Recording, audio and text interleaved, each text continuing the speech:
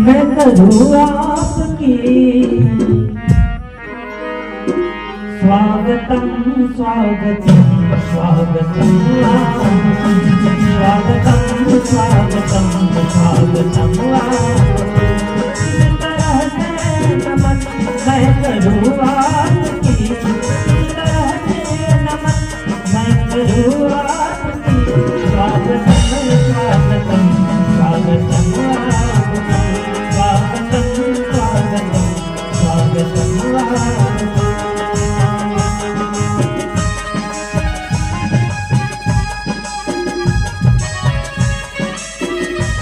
दोनों हाथ से ताली का सहारा दे दीजिए एक बार विधायक जी के लिए स्वागत है सभी जनता का मन कीजिए।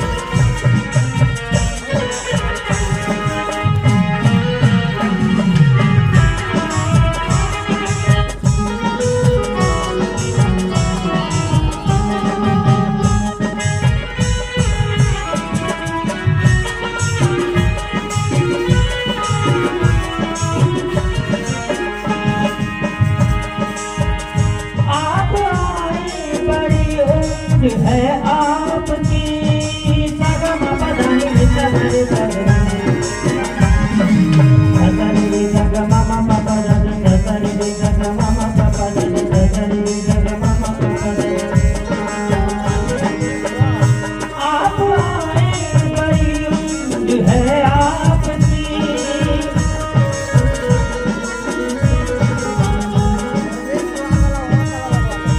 आप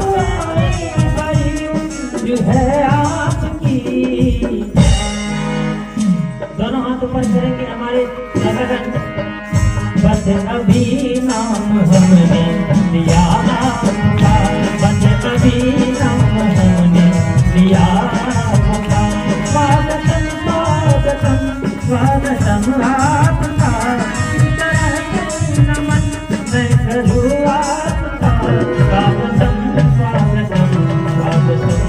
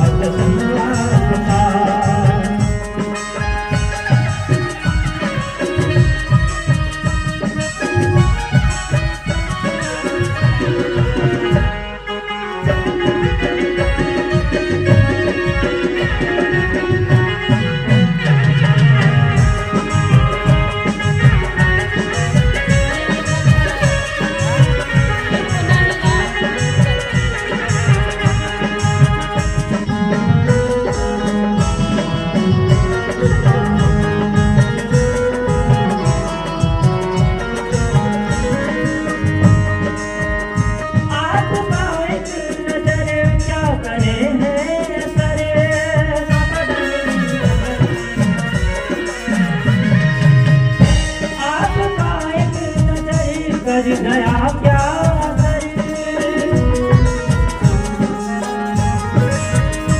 आप क्या आपको एक नजर कर गया क्या दिल मेरा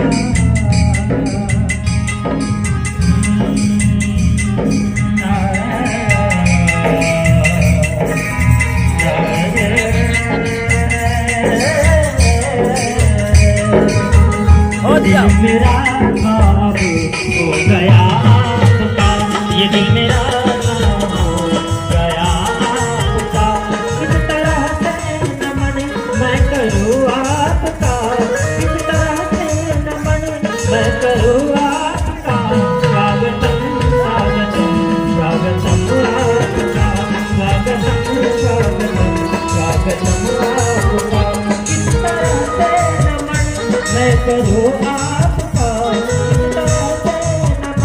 मैं करूँ आपका स्वागतम स्वागतम स्वागतम आपका स्वागतम स्वागतम स्वागतम आपका स्वागतम स्वागतम स्वागतम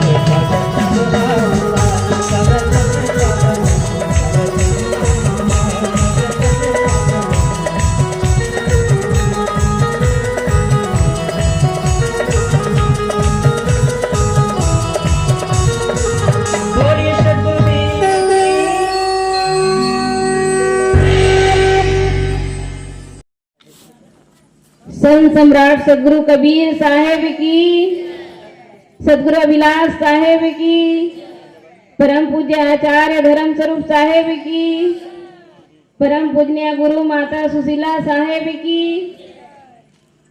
बहुत बहुत धन्यवाद।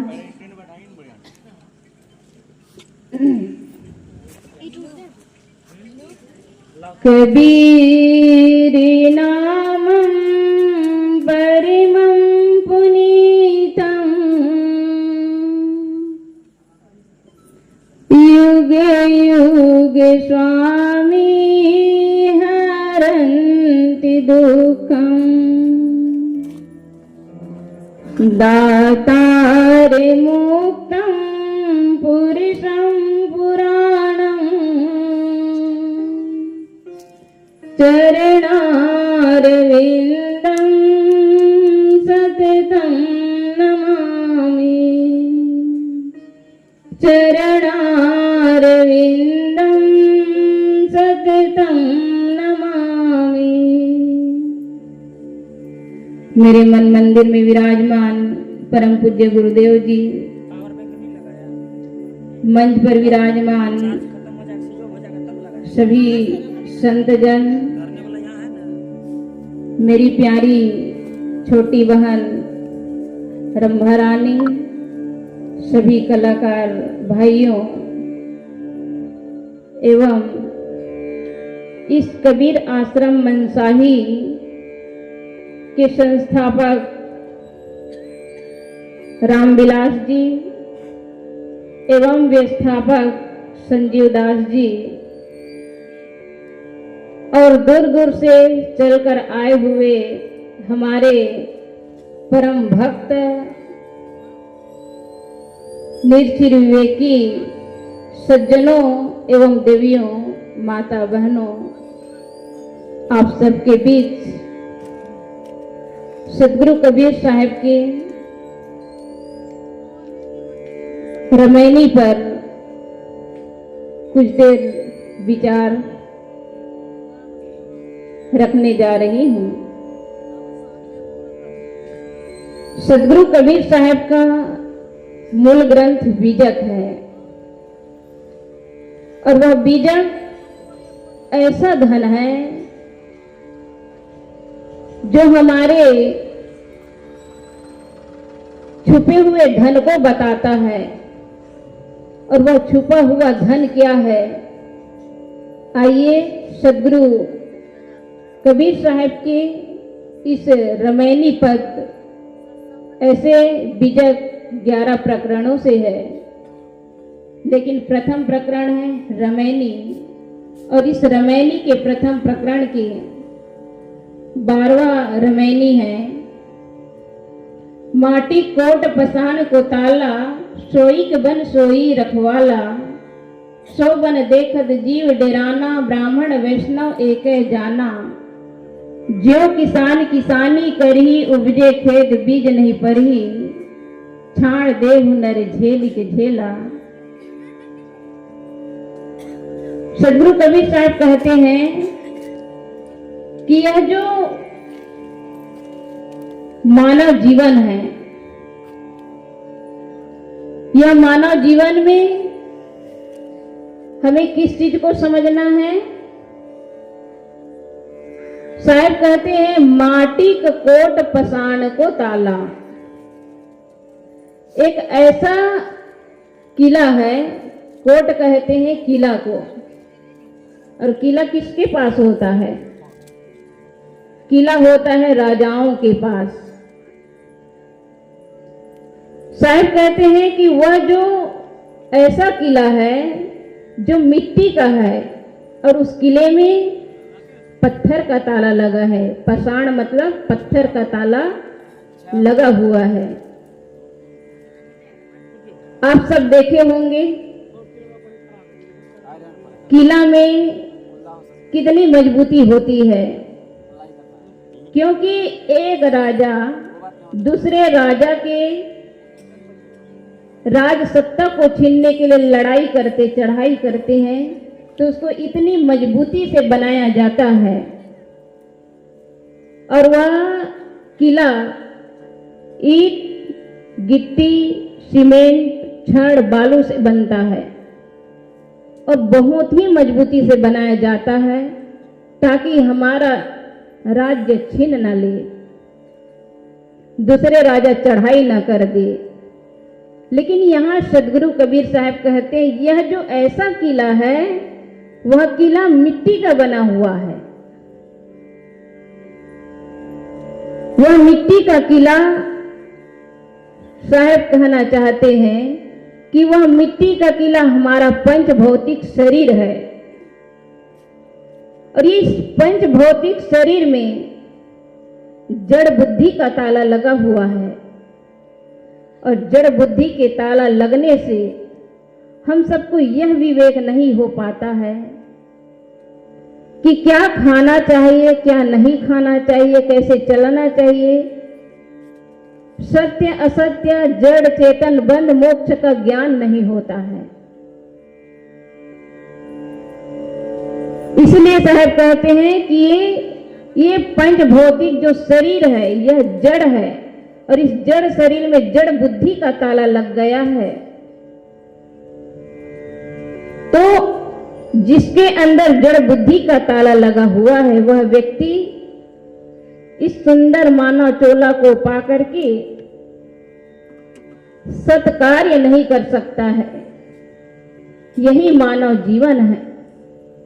बंधनों से छूटने के लिए, अपने आत्म कल्याण करने के लिए मिला है, लेकिन हम यही में बंधन और बना जाते हैं।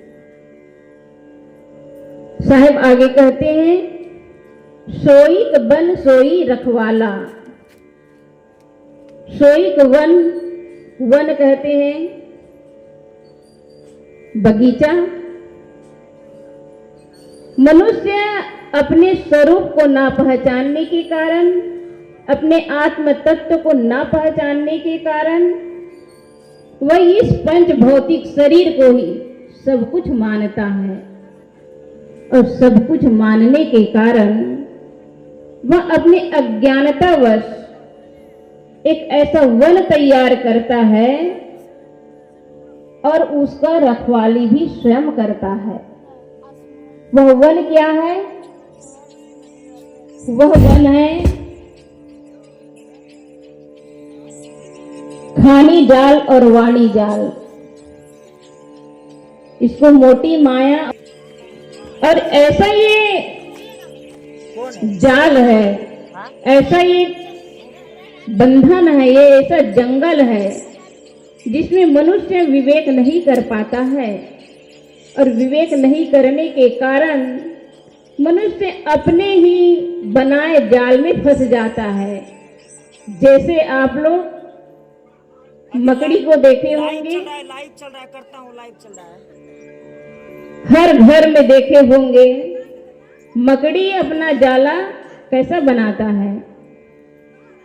मकड़ी स्वयं वह जाल बनाता है और उसी जाल में फंसकर मर जाता है।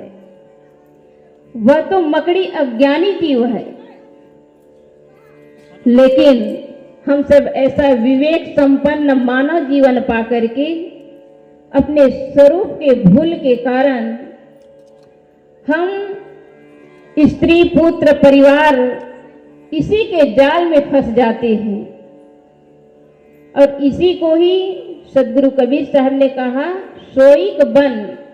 हम ऐसा वन तैयार करते हैं क्योंकि यह जो देह का ऐसा आकर्षण है, हम देह के आकर्षण में उस जाल को बुनते हैं और ये देह का आकर्षण कुछ वर्षों तक रहता है।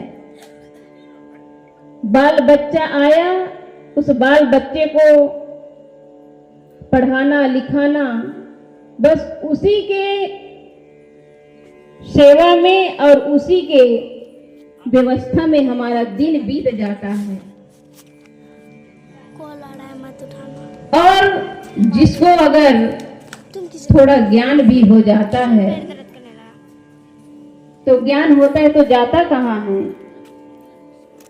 साहब कहते सो बन देखत जीव डेराना, ब्राह्मण वैष्णव टेके जाना। यह जो हमारा वन का विस्तार है, पहले तो हम पति और पत्नी बंधन में बंध गए, उसके बाद में पुत्र आया उसके बंधन में बंध गए, फिर पोती और पोता के बंधन में बंध गए, और इसका ऐसा विस्तार बढ़ता जाता है और व्यक्ति मोह में इस तरह फंस जाता है कि उससे निकल नहीं पाता। लेकिन वहां कितना भी आपके अनुकूल व्यवहार होता हो, फिर भी से कहीं न कहीं दुख की छाया पड़ जाती है। कहीं पत्नी अनुकूल नहीं मिली तो कहीं पति अनुकूल नहीं, कहीं पुत्र सही नहीं तो कहीं गोतनी नहीं,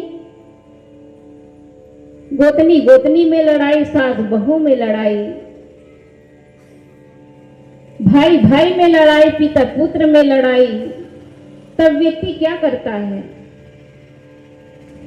तब व्यक्ति उसी प्यार से बुने हुए वह वन को प्यार से वो सिंचित करता है, पल्लवित करता है, और उसी को ही एक दिन ऐसा जाल समझता है कि उससे वो दूर हटना चाहता है। कितने हमारी माताएं कहती है, काश यदि आप हमसे मिले होते तो हम भी इस गृहस्थी के बंधन में नहीं बंधते। इस गृहस्थी के बंधन में बहुत बड़ा दुख है, क्योंकि हमारे बेटा ही हमारा कहा नहीं मानता है। जिस बेटे के लिए हमने कितना पाला पोसा, कितना उसे लाड प्यार किए, खुद हम नहीं खाते लेकिन बच्चे को अच्छे अच्छे खिलाते थे।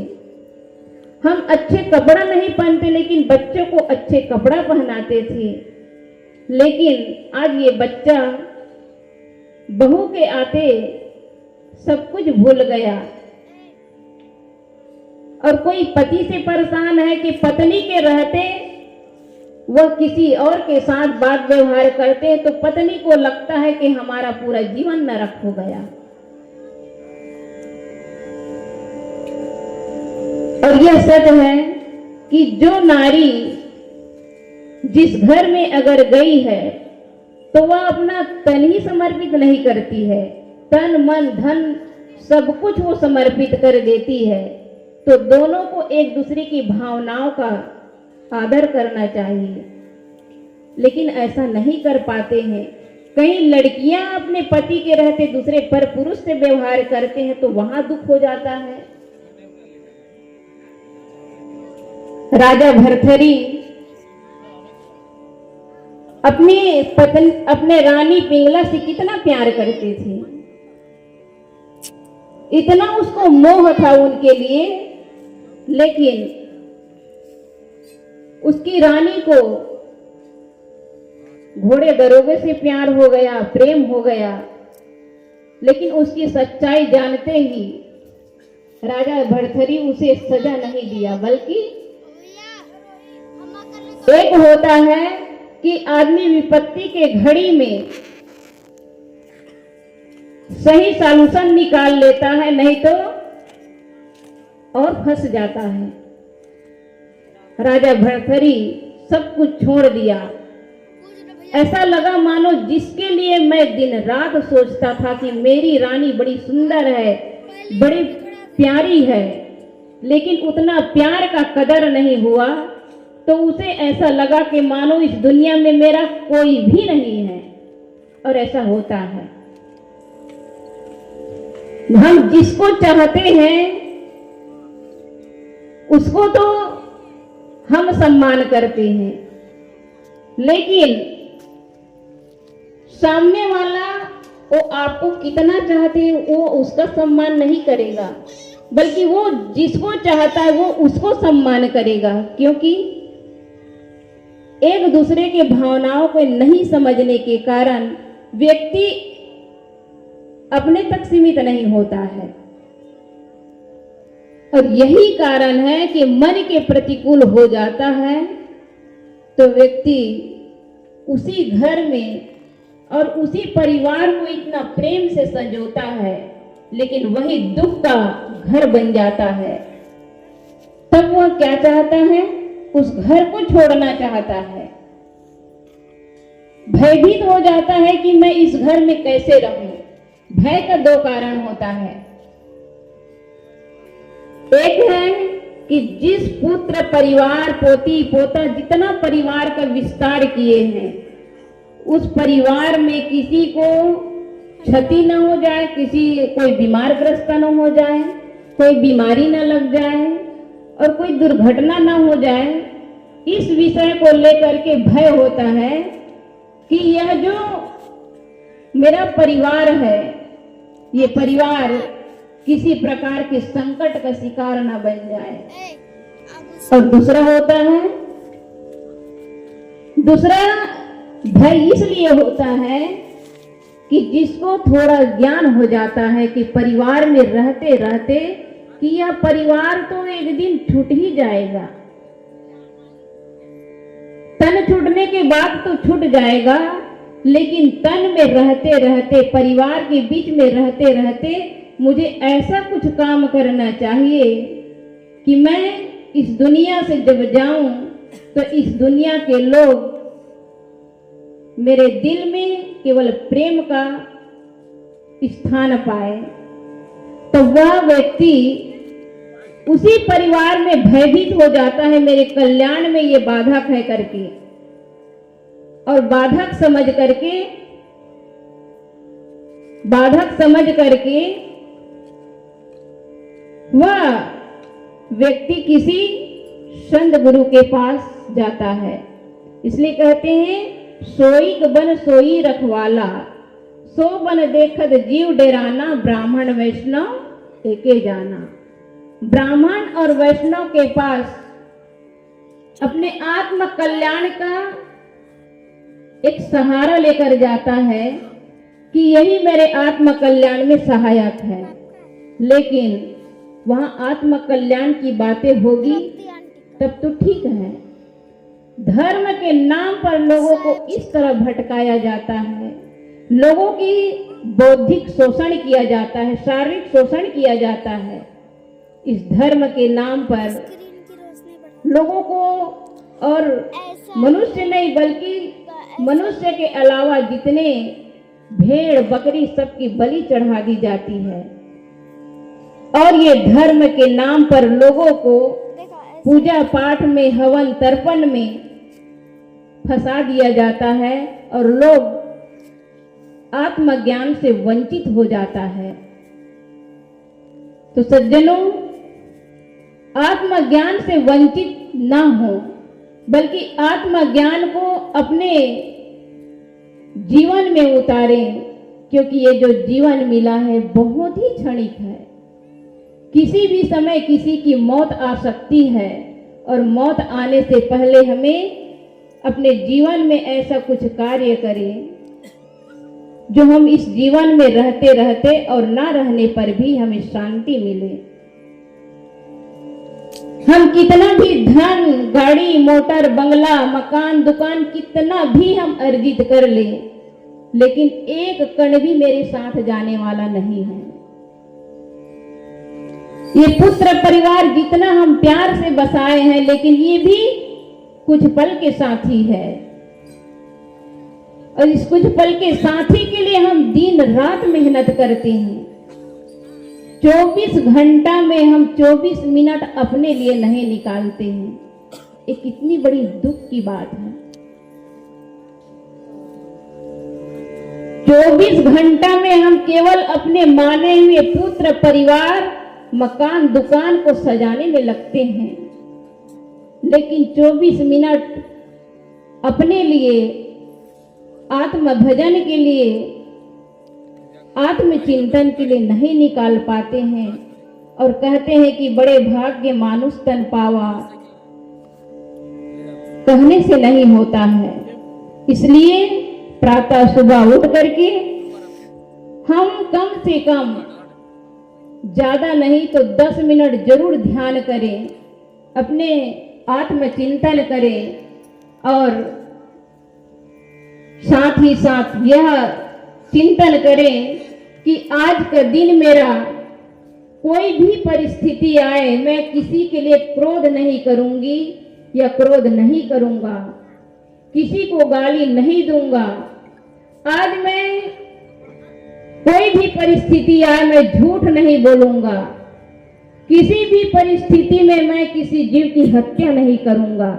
ऐसा एक एक अगर संकल्प लेते हैं तो समझना कि हमारे अंदर कुछ न कुछ मानवता आ रही है। और मानव का सबसे परम कर्तव्य है जीवों पर दया करना, मानव मानव में प्रेम करना।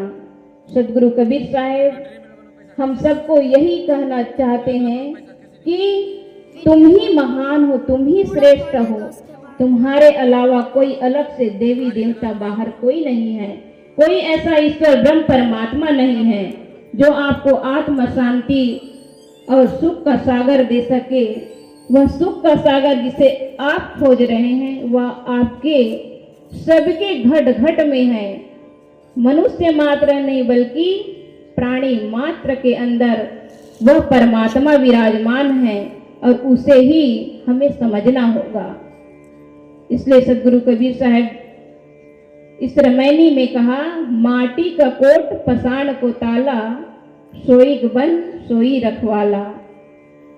पद लंबा है और समय पूरा होने जा रहा है, इसलिए यहीं पर विराम देती हूँ। बोलिए सदगुरु कबीर साहेब की जय।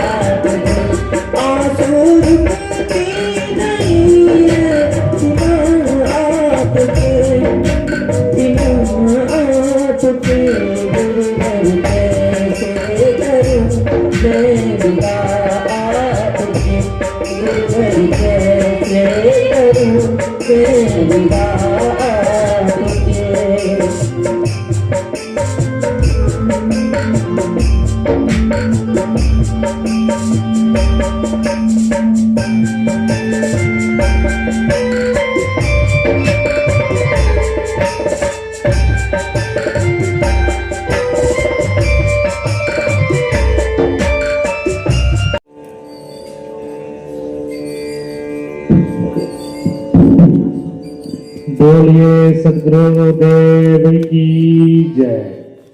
सदगुरु कबीर साहेब की जय। कबीर बना दीजिए।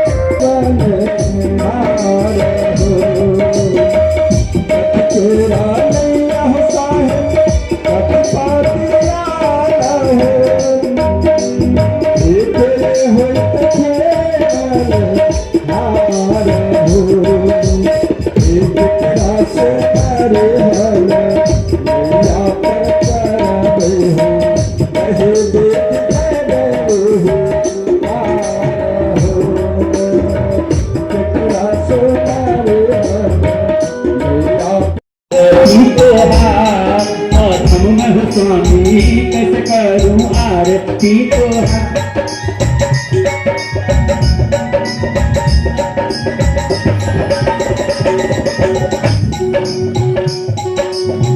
यार नाही दृष्टि हो लाखे राह नाही एक दिखे जाना ना एक दिखे कैसे होई जीवा के उधार। स्वामी कैसे होई जीवा के कैसे होई जीवा के उधार। स्वामी कैसे होई जीवा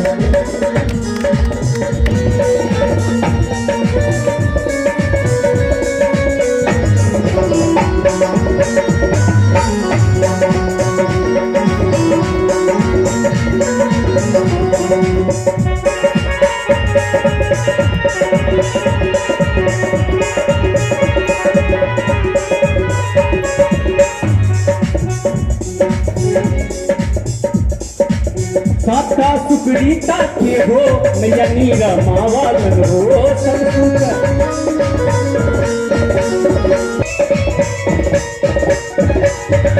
सतगुरु मिलल के बनहार।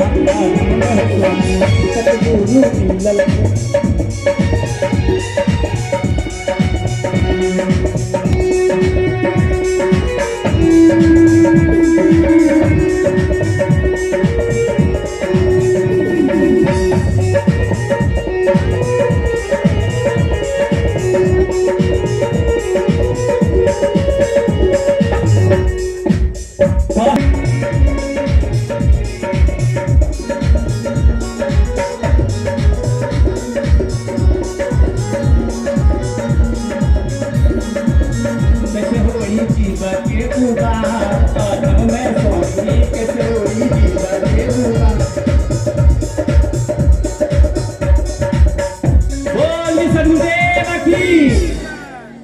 चलू सखी आरती आरती गरीबनी बाजू साथी न दयाल साहेब आरती हो।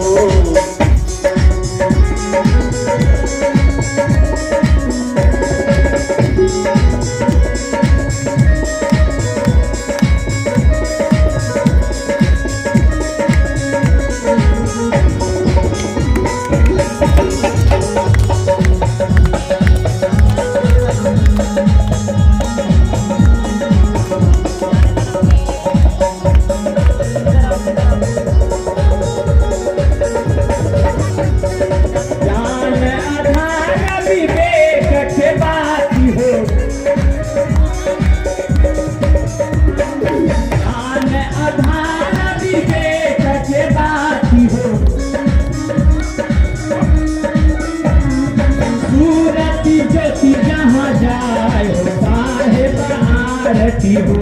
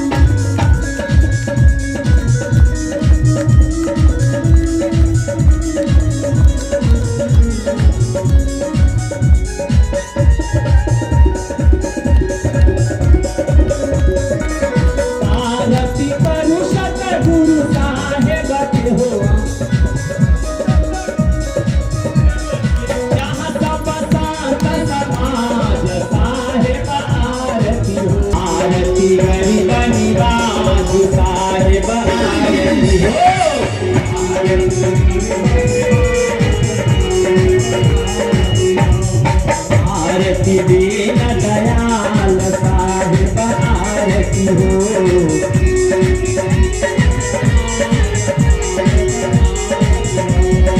आरती करुणित आरती करुणित माता पिता हो गुरुवार जिन गुरु तीर जनहार साहेब आरती हो।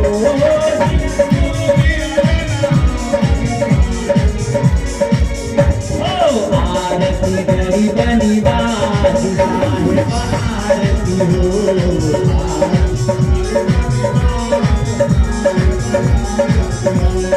आरती दीन दयाल साहेब आरती हो।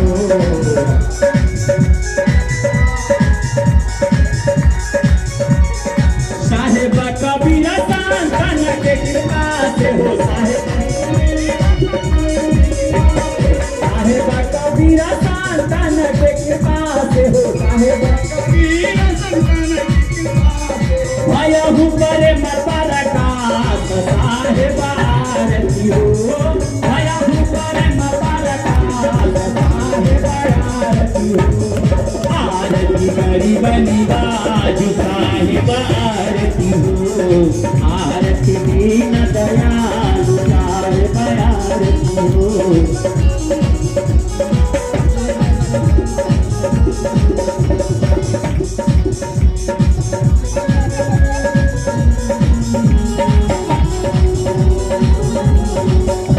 समाज को जो हम लोग को सर्वन किए आप लोग सभी साधन नमन करते हुए बोलिए सदगुरुदेव की।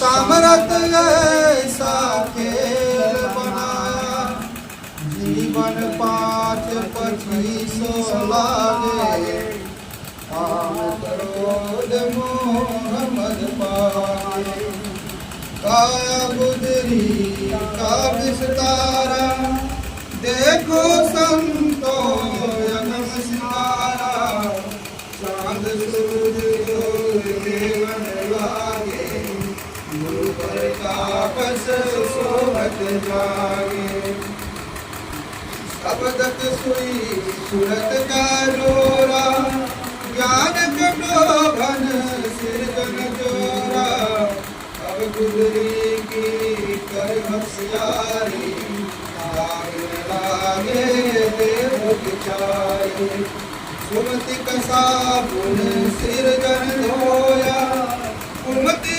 मलक डारो खोया जिन गुजरी का किया विचारा सोजन बेटे धीरज धुनी ध्यान घर आसन सत का कोपन सहज सिंहासन युग की जमीर गोचर की जिन्ना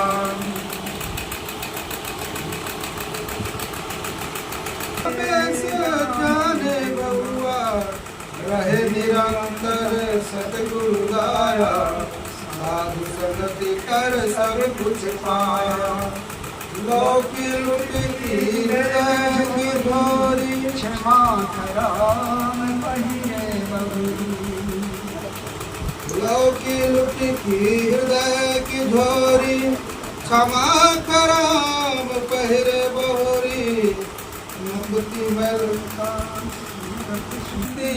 को ललकारी युवती जंजीर बांध जलिन्ना अगण्य गोचर की चिन्हा वैराग त्याग विज्ञान निधान तत्व तिलक दिन्ना निर्वाणा गुरुगम चकमक मनसा चूड़ा ब्रह्म अग्नि पर घट कर मोला संशय शोक सकल भर्म जारा 5-25 पर ही मारा दिल का दर्पण दुर्गा कोई सो बैरागी पक्का होई शून्य महल में फेरी देई अमृत रस की विचार दुख सुख मैला जग का भाव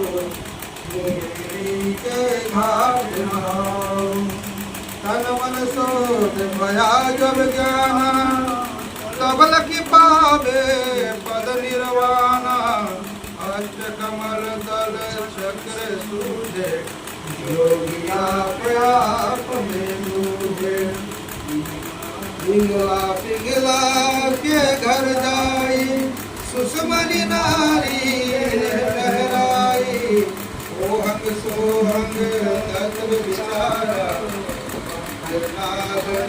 किया समाया मन को मार गगन चढ़ जाई मान सरोवर बैठाई नाथ नाम की पूजा बैरागी देव नहीं दूजा छूट गए कसमल करमले का यह नैनन साहिब को देखा अहंकार अभियान विहारा भटका चौका करू जियारा चित कर चंदन मन सा फूला हित कर संपूट करीले मूला सदा चवर परती कर धूपा मौतम नाम साहेब को रूपा गुजरी पहिरे आप अकेला जिनियह प्रगट चलायो भेसा साहेब कबीर बकस जब दिन्ना सोलर मुनि सब गुजरी लेना ज्ञान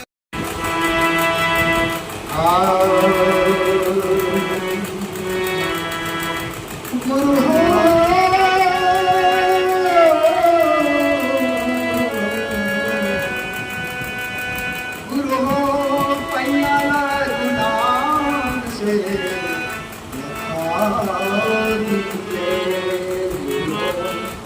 पैया गुनाह से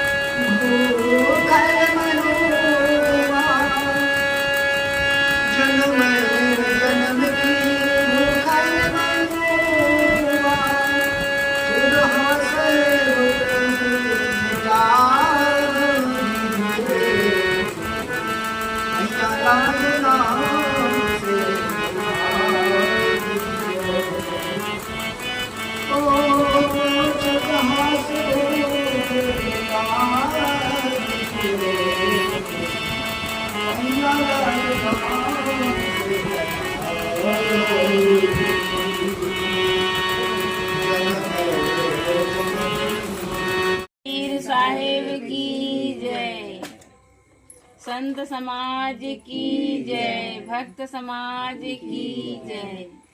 पाया मानुष का तन आज कर ले भजन ना भुलाना। तेरे जीवन का क्या है ठिकाना,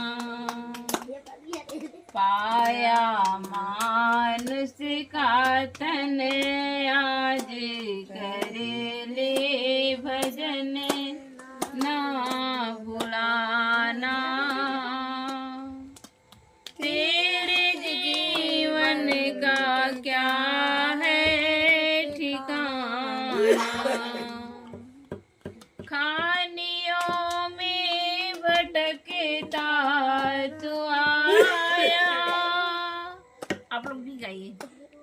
खानियों में भटकता तू आया, आज अवसर तू नर्तन को पाया।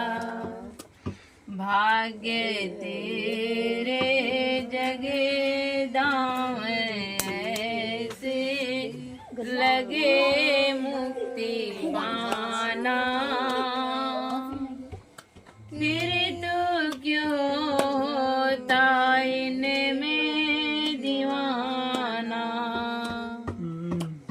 पाया मानुष का तन आज कर ले भजन ना भुलाना।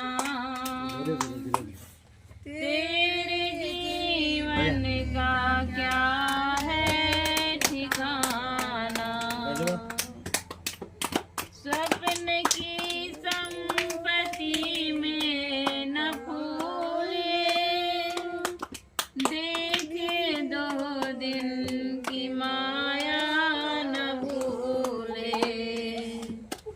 मृत्यु के बाद सब रहे तेरे कब घर खजाना। फिर तो क्यों होता इनमें दीवाना, पाया मानुष का तन आज कर ले भजन ना भुलाना। तेरे जीवन का क्या है ठिकाना, मृत्यु आकर अचानक धरेगी, तेरी सब अक्ल कुछ न करेगी। या ते साधन में मन कर ले अपनी लगन दूर जाना। क्यों तू पद में ही बैठा भुलाना, पाया मानुष का तन आज कर ले भजन ना भुलाना। तेरे जीवन का क्या है ठिकाना, विष के वचों को छोड़ दे तू, जग से चित्त को मोड़ ले तू। निज स्वतः रूप भज मन के अध्यास तज मद जलाना। शांति अभिलाष अपने में पाना, पाया मानुष का तन आज कर ले भजन भुलाना। तेरे जी वीडियो बन जाए तो खइयो वाला देख रहा है ए बुटला तेरे जीवन का क्या है ठिकाना। बोलिए सद्गुरुदेव की जय। कौन जुग में धरती हडलई, कौन जुग असमान, चाबी तक कौन जुग में सीता हरण भेलै, खोजली हल भगवान। बोलो भैया राम राम, राम राम सीता राम। बाबा हो विराजे ओरिया देश में, राम राम सीता राम। बाबा हो विराजे ओरिया देश में, कलयुग में जे धरती हडल लई, सतयुग असमान। त्रेता युग में सीता हरण भेलै, खोजली हल भग हनुमान। बोलो भैया राम राम, राम राम सीता राम। बाबा हो विराजे ओरिया देश में, कारण कंकय माता कूप भवन में जाए, कथी क्या राजा दशरथ गिरले धरती झमाए। बोलो भैया राम राम, राम राम सीता राम। बाबा हो विराजे ओरिया देश में, राज के कारण कंकय माता कूप भवन में जाए, सत क्या राजा दशरथ गिरले धरती झमाए। बोलो भैया राम राम, राम राम सीता राम।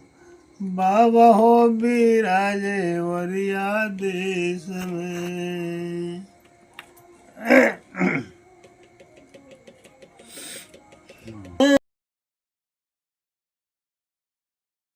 मैं सबसे निवेदन करता हूं कि आप लोग भी पड़ोस के हैं तो जरूर आइए, क्योंकि दूर दूर से हमारे संत लोग, विधायक लोग, देखिए कितने दूर से चल के आए हैं। आप लोग तो गांव के हैं, आप लोग को जरूर आना चाहिए। ऐसा नहीं ये हिंदू के लिए है तो मुसलमान नहीं आएगा, ये मुसलमान के लिए है तो हिंदू नहीं आएगा। ये सत्संग सभी के लिए है। कबीर साहब हिंदू का कबीर थे तो मुसलमान भाई का पीर थे, इसलिए सभी को आना चाहिए, सत्संग से सभी को लाभ लेना चाहिए। बोलिए सद्गुरुदेव की। सत्संग भजन की लागल बहार, सौदा खरीद लियाबो भैया हमार। मानव जीवन बेकार नहीं त होई, कैसे जीवन सुधार तोरा होई, कैसे के जीवन सुधार तोरी होई, कैसे के जीवन सुधार तोरी होई, कैसे के जीवन सुधार तोरी होई। सत्संग भजन के लागल बहार, सौदा खरीद लियाबो भैया हमार।